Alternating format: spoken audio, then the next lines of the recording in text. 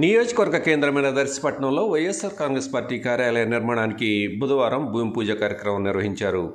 పట్టణంలోని పొదిల్ రోడ్లోని గౌతమి డిగ్రీ కళాశాల వద్ద నూతన కార్యాలయ నిర్మాణానికి శంకుస్థాపన చేశారు. పలువురు వైఎస్ఆర్ కాంగ్రెస్ పార్టీ నాయకులు, కార్యకర్తలు ఈ కార్యక్రమంలో పాల్గొన్నారు.